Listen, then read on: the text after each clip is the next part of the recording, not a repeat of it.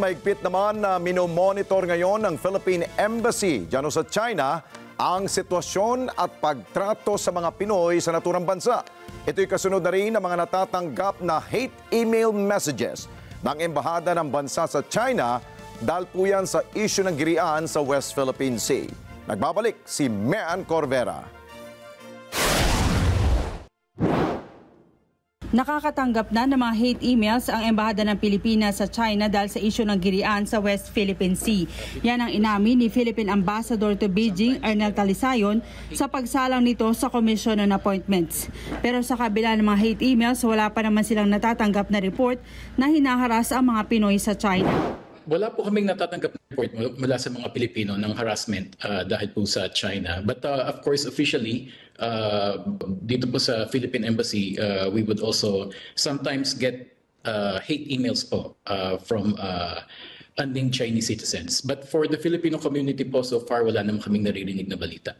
Kaya hinimok ni Senador Ronald Bato de la Rosa ang embahada na mahigpit na i-monitor ang sitwasyon ng mga kapwa Pilipino. Sabi ng senador, dapat matiyak na hindi mauwi sa karahasan dahil sa gusot sa West Philippine Sea at dapat tiyaking idadaan ang lahat ng issue sa diplomatiko at mapayapang proseso.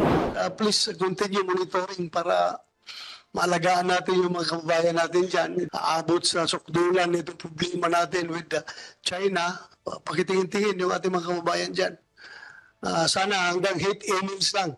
Hindi aabot sa physical talaga na sakitan. At yan ay hindi natin pinagdasal. Sana safe silang lahat dyan. At ang lamang lang siguro natin dyan is that yung karamihan ng mga Pilipino na andyan ngayon sa China, baka mukhang Chinese din. Kaya hindi nila ma-identify.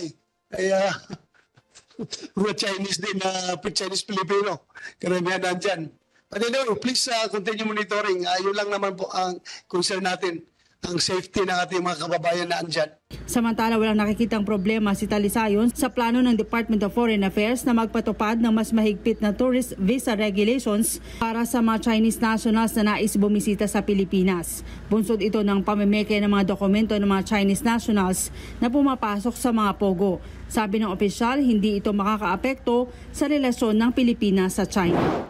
Yung pong pagkuha ng kopya ng social security insurance po dito sa Beijing, madali po siyang kunin. It's something that is available online and it is something that we can also verify.